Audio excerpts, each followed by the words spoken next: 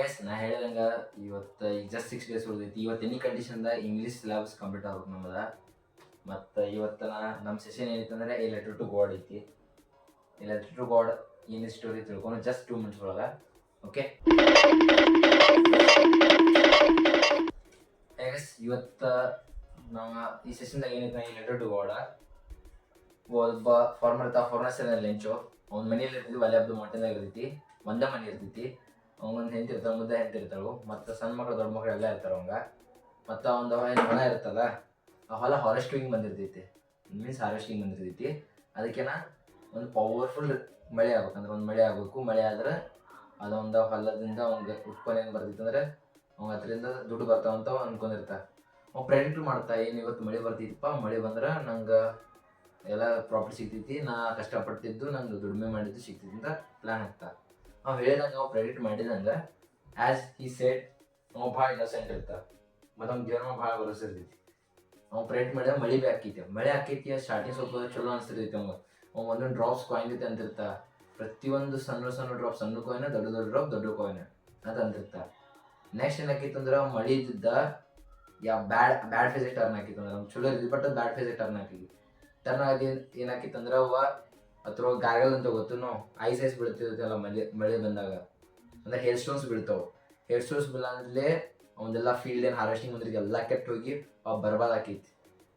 ಬರ್ಬಾದ್ ಆಗಲಿ ನೆಕ್ಸ್ಟ್ ಏನಾಕಿತ್ತು ಅಂದ್ರೆ ಅವಂತ ಹುಳ ನಮ್ಮ ಹೊಲ ಎಲ್ಲ ನಾಶ ಮಾಡಿಟ್ಟು ಹಾಳಾತಿಲ್ಲದಿತ್ತು. ಬಟ್ ಎಷ್ಟೋ ಮಂದೆಲ್ಲ ನನ್ನ ಹೊಲ ನಾಶ ಮಾಡೈತಿ.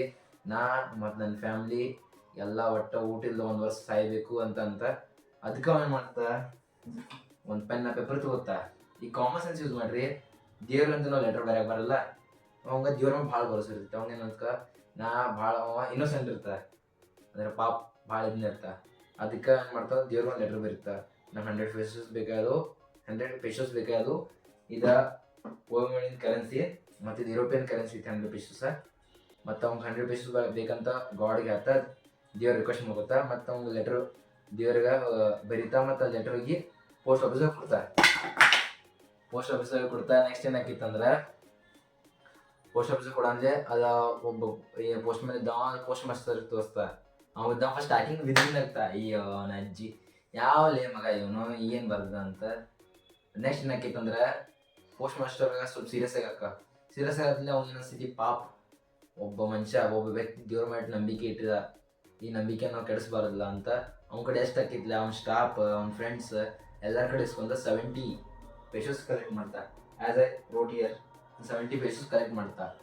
ಕಲೆಕ್ಟ್ ಮಾಡತ್ಲೇ 1 ವೀಕ್ ಆದ್ಲೇ ನೆಕ್ಸ್ಟ್ ಇವು ಬರ್ತಾ. ಯಾರ ಲೆಂಚು ಬರ್ತಾ ಅವಂಗ ಸೀಟ್ ಬರ್ತೈತಿ. ಅಲ್ಲ ನಾನಂತೂ ನಮ್ಮ ದೇವ್ರಿಗೆ ಹೇಳಿದ್ದೆ 100 ಪೇಶಸ್ ಅಂತ. ಬಟ್ ನಂಗೆ ಸಿಕ್ಕಿದ್ದು 70 ಪೇಶಸ್. ಲೆಟ್ರ್ ತೋತಾ ನೆಕ್ಸ್ಟ್ ಲೆಟ್ರ್ ಬರೀತಾ. ಏನಂತ ನಂಗೆ ದೇವ್ರೆ ನಂಗೆ ಗೊತ್ತೈತಿ ನೀವೊಂದು 100 ಪೇಸ್ ಕಳಿಸಿರಿ. ನಂಗೆ ನಿಮ್ಮ ಮೇಲೆ ಬರೋಸಿ ನೀವು ಈ ಪೋಸ್ಟ್ ಆಫೀಸ್ದಾಗ ಕಳಿಸಿರಿ. ಅವ್ರು ನನ್ನೆಲ್ಲ ದುಡ್ಡು ತೊಗೊಂಡಾರ. ಅದಕ್ಕೆ ನೀವು ಡೈರೆಕ್ಟ್ ಪೋಸ್ಟ್ ಆಫೀಸ್ ಬೇಡ ಡೈರೆಕ್ಟ್ ದುಡ್ಡು ಕಳ್ಸಿರಿ. ನಂಗೆ 30 ಪೇಶಸ್ ಬೇಕಂತ ಲೆಟ್ರ್ ಬರೀತಾ. ಇಲ್ಲಿಗೆ ನಮ್ಮ ಸ್ಟೋರಿ ಸಮಾಪ್ತ ಆಕೈತಿ. ಈ ಸ್ಟೋರಿದಾಗ ಏನೈತಿ ಅಂದ್ರೆ ಮೇನ್ ಆಗಿ ಲೆಂಚ್ ಇರ್ತಾ.